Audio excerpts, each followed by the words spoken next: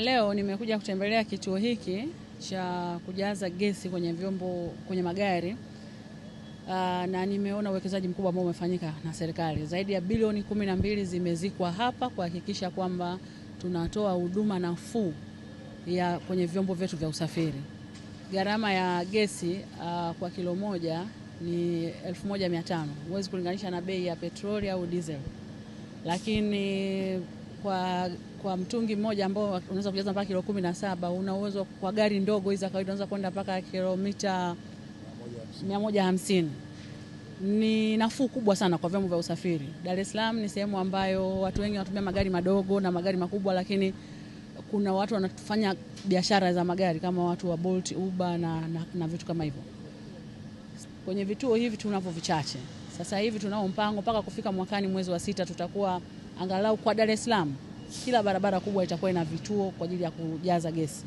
Na mikoani tuna mpango wa kujenga vituo vikubwa Morogoro, Dodoma, Moshi, Tanga na Arusha, ili wale watu wanaosafiri kwenda katika mikoa hiyo na mikoa ambayo iko jirani na hiyo angalau waweze kupata access ya kujaza gesi pale itakapokuwa imeisha.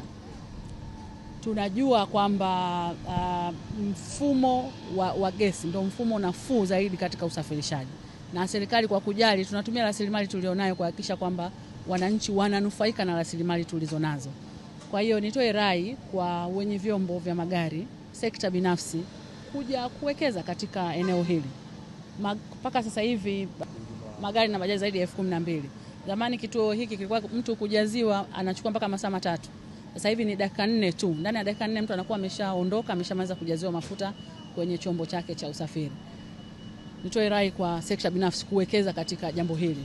Tuna mfumo wa PPP ambao ndio mfumo rahisi na bora na wa haraka wa kufikisha huduma kwa wananchi. Na sasa hivi umerahisishwa, tuna one stop center kwa ajili ya kufanya registration na mambo kama hayo. Kwa hiyo niendelee kutoa rai kwa sekta binafsi kuwekeza. Hapa nimekuta kuna gari limebeba mitungi linatoka Ruvuma kuja kujaza hapa gesi na kurudi Ruvuma. Sasa unaweza kuona namna gani sekta hii ambavyo inatija na inatoa nafuu kwa Watanzania. Kama nilivyosema, kubadilisha mfumo kwa wale vijana ambao wana magari na wengine nimekutana nao hapa. Kubadilisha mfumo ni karibu 1,200,000. Sasa hivi serikali inatengeneza mkakati wa kupunguza gharama za kubadilisha mfumo wa kutoka kwenye petroli au diesel kwenda kwenye mfumo wa gesi. Hiyo ni baada ya kuelewa kwamba vijana wengi wamejiajiri katika sekta ya usafirishaji. Na hiyo ndio inaonyesha dhamira ya dhati ya serikali. Hapa tuna karakana ya kisasa inajengwa ili kupunguza wasiende huko mitaani kupigwa gharama kubwa, sababu serikali zinafanya kazi kwa ukaribu.